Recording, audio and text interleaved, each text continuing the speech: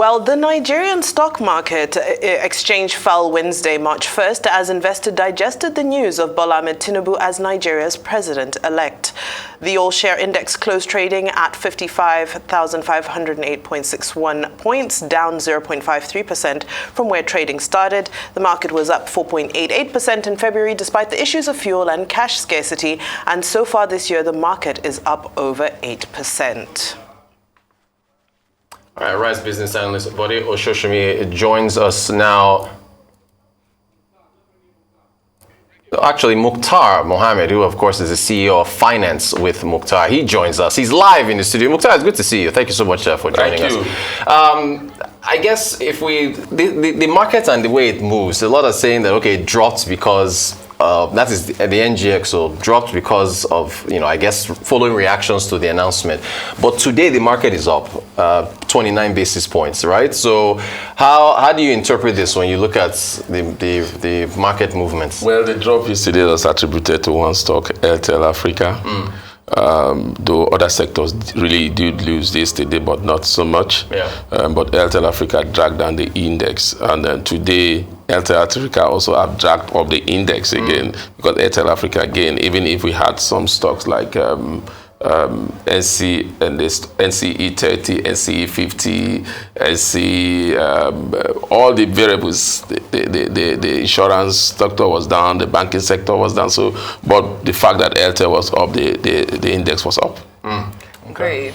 Now, of course, we understand opposition parties will be heading to the courts, taking legal actions based on what we were communicated, what the international observers and also civil society organizations communicated as their what they observed during the elections. Just wondering how you think this might impact the markets. It does. It will. Like I said, it's already impacting the market, but we are not seeing that because of the result we are seeing in Airtel Africa.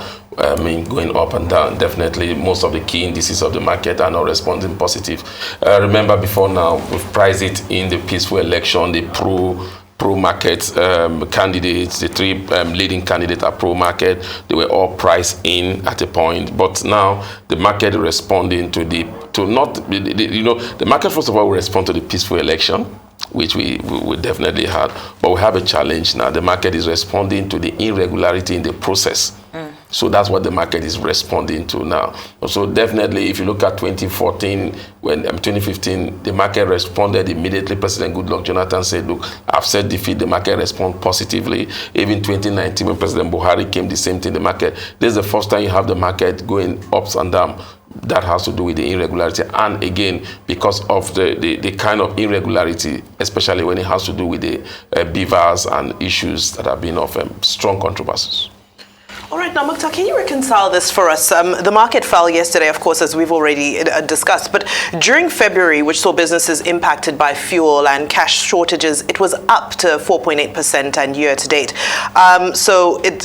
Year-to-date, it's up 8%. So how does one explain the market reaction to these factors? When you look at cash shortage, who was really going to benefit from it? Because at that time, almost all of us were doing transaction online, so the banking sector definitely was benefiting from it. If you look at that all-share index movement in February, you saw that the banking sectors were really the one that benefited more from that sector. But when you look at the conglomerate and others, then you begin to see that they weren't really where investors were going to, because a lot of people were not buying product again. A lot of people didn't have money to trade again. Now, this is the challenge. The challenge is that this thing happens in January, between January to February. So we've had a year end for most of this company in December. So you will not see that. But for us to see the impact of that, it's when the first quarter result will come out.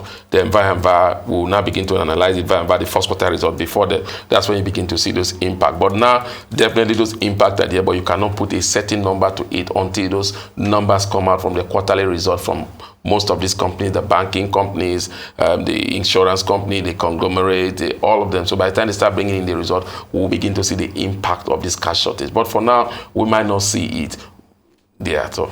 Okay, well, to follow up on that, if you look at the Stanbic IBTC PMI, the Purchasing Managers Index for February, it did show, so there it is, that it dropped. I mean, I think this was like, there was a 31-month streak where it was above 50. dropped in February to 44.7. So that, of course, has been attributed to the cash and fuel scarcity issues. So I guess, you got PMI on that side from Stanbic, and then for what we've seen in February, isn't that also reflective of what we've seen with, I know the market is doing on one side, and then you've got the PMIs on the other. So how do you put that together? Well, when you look at the PMI, we're talking about definitely the purchasing power of Nigerians, and we're talking about an informal sector that is driven largely by cash. That sector is strive of cash. So definitely what they are projecting is not new, because most of our businesses are cash driven in the informal sector. The informal sector is the largest driver of the Nigerian economy. They provide more in terms of employment and everything. So, and this sector was hard hit by that cash trap. So definitely what they are saying there is not surprising. But when you look at the formal sector, you look at the companies that are listed in the market. These are companies that are in the formal sector that even most of them have gone cashless before now. So you won't see that impact, but it will have the impact on the ordinary people, because you begin to ask how many ordinary people really have stocks, how many other people really participate in the market, how many other people. So definitely you will not see that. But the life of the ordinary Nigerian, you could see that impacted even when the MBS released the inflationary figure. We saw the impact of the cash shortage and cash scarcity and petroleum queue flying out there. So definitely it will do with when it comes to the people, the perception, the purchasing power of Nigeria, and mostly when we have an economy, like I said, is driven in the informal sector, and the informal sector is a cash-driven sector. It's not a sector that opened itself to the cashless policy yet. Great. Now, during the election, we saw a shutdown of businesses as February 25th, and we haven't seen things really go back to business as usual. When you pair that with, the fuel shortage and also cash shortage, just wondering if you think we might see an impact in the first quarter GDP figures when they are eventually released. Definitely there will be an impact. Definitely. The fuel shortage, this cash scarcity, the fuel shortage, definitely there will be an impact on what is happening here. Business shutting down is the normal trend. It has become like we are living with that now. Once it's an election period, the business shut down until after the result has been announced, and then if the winner is generally accepted or there is a peaceful atmosphere after the result is announced, people start opening up for businesses. So definitely we'll see this business go like this until after the governorship election. Then you start seeing people coming back. But for now, I think we'll continue to see that play out. But whether it will impact, definitely it will, because like I keep saying, the market, the Nigerian productivity index is going to be very low. In terms of our GDP, our GDP is always driven by the volume of trade we do. So now the volume of trade will definitely come down, because a lot of business, when there was no cash, shut down completely. So definitely we see those impact, and those impact might be very, very huge. Now, talking about life after elections, because there is life after elections and it's coming very soon, what do NGX investors, both foreign and domestic, what are their expectations from the president, the incoming president of Nigeria? Number one, we've already priced in the incoming president, whichever would have come in. We priced them in before now. And they are pro-market. If you look at their manifesto, even if the average Nigerian will tell you that manifesto doesn't work in this part of the country, but let's look at their manifesto. They are market-driven manifestos. They are private sector people. We look at their antecedent and the current president-elect. If you look at all his policy, and this election is going to be more impacting on the economy. The president will be judged 4 years based on what impact his policy have on the economy. Remember when President Buhari came in 2015, he was going to be judged on security, because at that time that was what was paramount in every mind of Nigeria. But now what is paramount in every mind of every Nigerian is relatively calmness in terms of the economy. The poverty level is high. Nigerians are struggling to get cash. Fuel scarcity is there. So definitely because of that, we'll see mostly economic activity. So, and looking at his antecedent, like I said, investors will be looking at how will he address this issue. Now, the first positivity we'll get from it is who is going to be the Minister of Finance, who is going to be the Minister of Economic Planning, who is going to be the Minister of Budget and Planning. So those are what will drive investor sentiment. So for now, investors will still sit on the fence, waiting to get some of this appointment or rumor of some of this appointment, of course, will help the market also.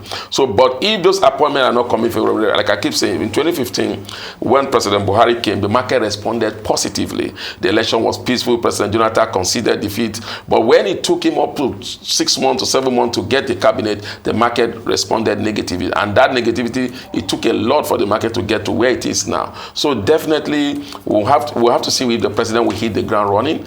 If he hits the ground running and come up with minutes, like I said, the ministerial appointments or his ministerial team or his economic management team, a team that are private sector driven, a team that are investor friendly, then the market will respond. So the main task of the president to attract foreign investors will have to be who has his team, how they're going to address the exchange rate volatility, how they're going to address the subsidy regime. Is it going to continue or is it going to stop? From his manifesto, he say he will stop subsidy. So if you stop subsidy, what happened to inflation? So all these are part of the things that will determine the mind of every investor going forward. Real quick, Muktar, I'm sorry to drag you into the European markets because we don't usually discuss that. But the president did say, president-elect, excuse me, said yesterday, we played it in that clip that the markets in Europe were up. And as we said, we will get those numbers for our viewers. The European equities, they fell. So I don't know, is this an information asymmetry issue or just to clear things up, just for folks that know, what do you make of that? They're saying that charity begins at home. So I don't know how the European market were responding positively and the Nigerian market were responding negatively. Right. If you want to look at it, so I don't see how that add up. We have not seen investors strongly. Well, when we heard the news that immediately it was tuning that he was going to win, our bond market responded positively. If that's what he's talking about, fine. But if he's talking about the European market have their own challenges, and they are dealing with their own challenges. They are not even thinking of coming to Nigeria because they don't even believe that our exchange rate volatility. So please, Mr. President-elect, I don't think so. Well, thank you so much, Finance CEO, with Muktar, Finance with Muktar Mohammed. Thank you so much for joining us on this special edition of Nigeria Decides. We appreciate your time. Thank you so much.